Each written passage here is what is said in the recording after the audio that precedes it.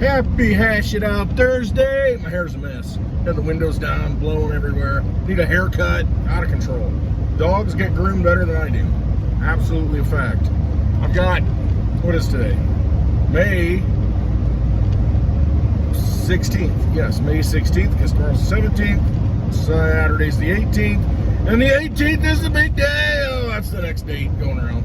The 18th, 40 days from the eclipse. It's biblical. Things are going to happen.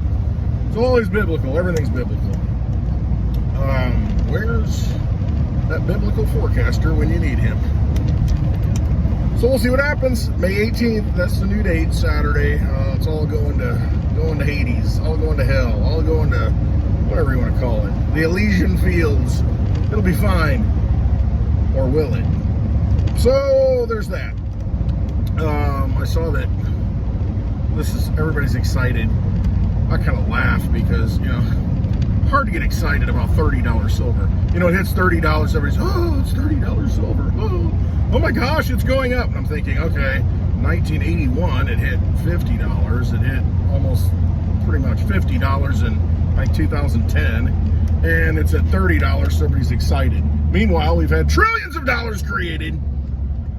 Yet the price of silver can't even break $30, and we're celebrating when it does. Watch this guy hit me when I turn. Oh yeah, get over.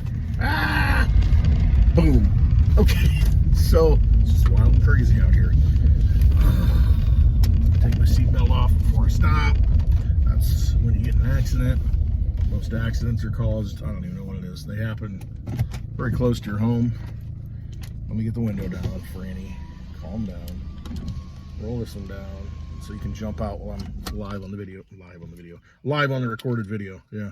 Okay. Man, my hair. Look at this. It's a disaster. I'm gonna have to wet it down before I hash it out and pull it back. I have to braid it. Oh man, I'm growing a mullet or something. Look at this crown. Okay. So yeah, everybody's excited about $30 silver, whatever, $2,400 gold. I don't even know what it is.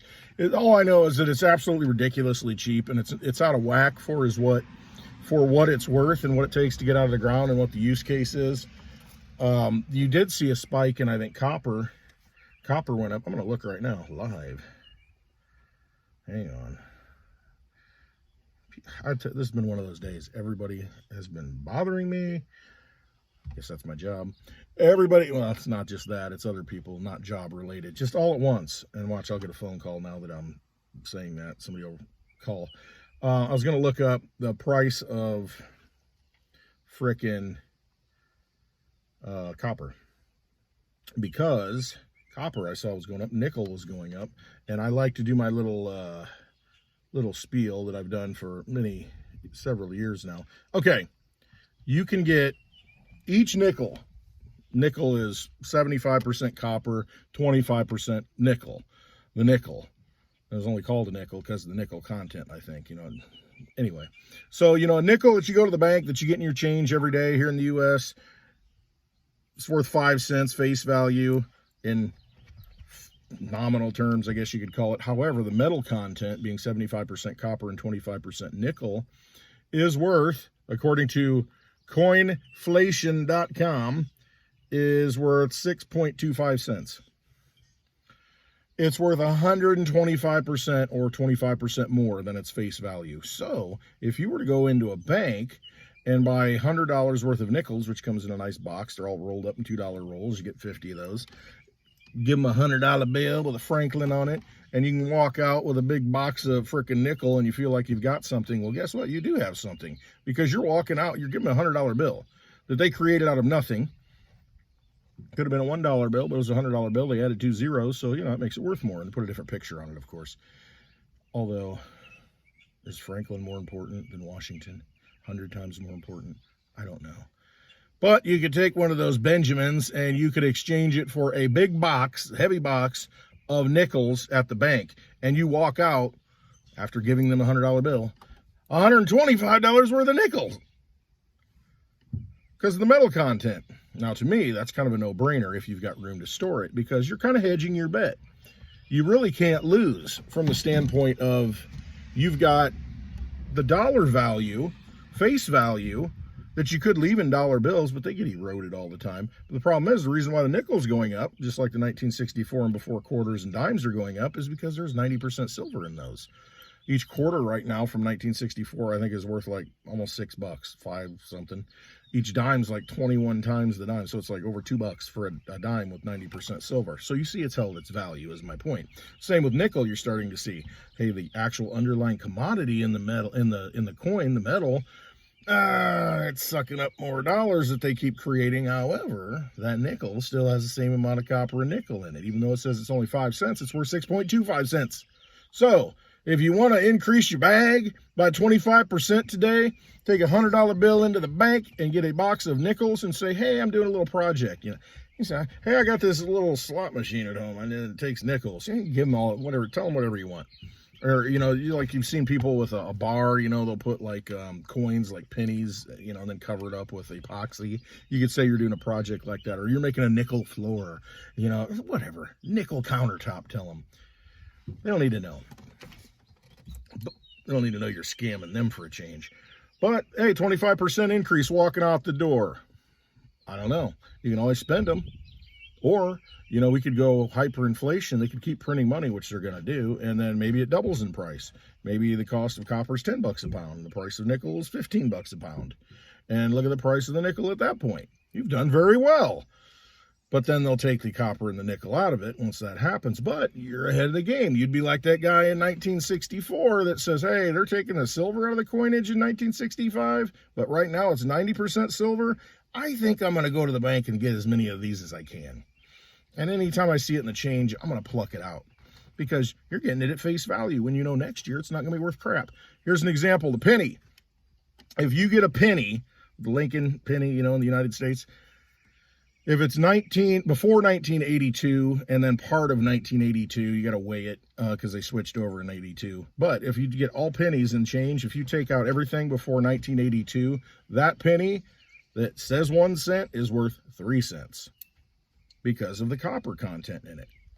And right now, the penny that they're circulating now that's mostly zinc is still, it's something like 0.75 cents. So it's like 3/4 of a penny right now. I mean, if metals keep going up, the penny will actually be worth more than a penny, even the junk zinc one that they put out now. But if you go through your change, you can 3x your money on pennies. It's tedious, takes some work, proof of work. However, anything before 1982, and if you want to weigh the 1982s and if it's over 3 grams, then okay, this is one with copper. Otherwise it'd be like 2.5 grams. So you can just pick those out of your change and set them in a jar, and they're each worth 3 cents in metal content. It's a no-brainer to me. And it's always worth a penny. So those are some things to think about.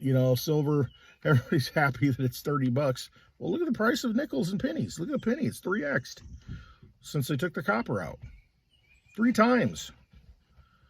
I mean, there's simple things that you can do today to get real assets in your possession, and that's the easiest one right now, is it doesn't matter what the nickel is. You don't have to sort through it. You just go in and buy them, and you're up 25% when you walk out the door. So just saying, something to look at. All right, that's my little spiel, my little rant for today. I noticed that 99 Red Lobster restaurants, probably more, are closing. The all-you-can-eat shrimp went over a little too well. So that's going down. We saw Family Dollars going out of business and shutting down. There's a lot of companies that are starting to shut down. I don't know. But Dow's at 40,000, so everything's great, right? Everything's fine. There was a video on X or Twitter, Ian Carroll. He puts out a lot of good information. I-A-N Carroll. I can't spell it right, but he's kind of unassuming, the way he presents things. I like him.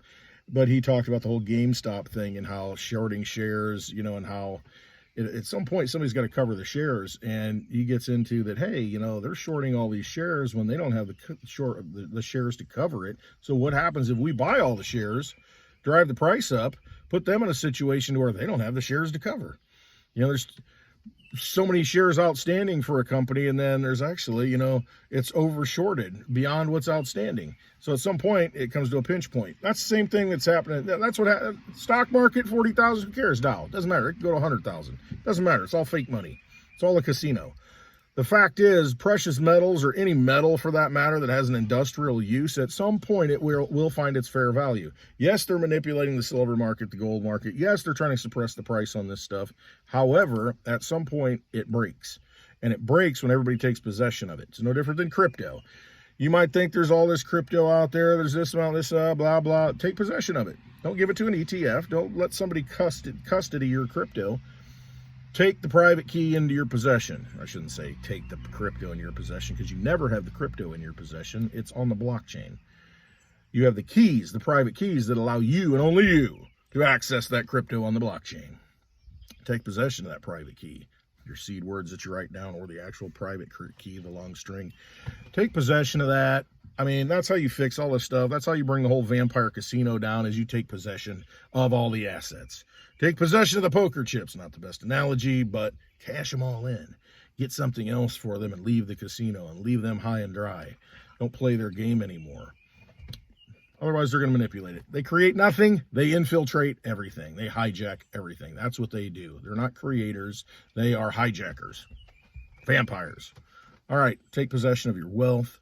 There's easy ways to do that. You can still get ahead. You can still game the casino, get ahead of these vampires. Nickels. Tilly girl. All right. Love you all. Hope you can't speak. Hope you have a wonderful day. Hash it out. 4 p.m. Central Time every Thursday. Watch today. Probably already over by the time you see this, but go back and watch it. The link is below, but you can watch Happy Hour tomorrow. And I'll have a special announcement on Happy Hour about a meetup coming up. Tomorrow, live. Going to be a meetup. Westwood meetup. Coming up soon. Watch Happy Hour tomorrow.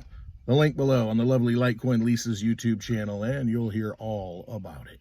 All right. Have a wonderful Thursday. Trust yourselves.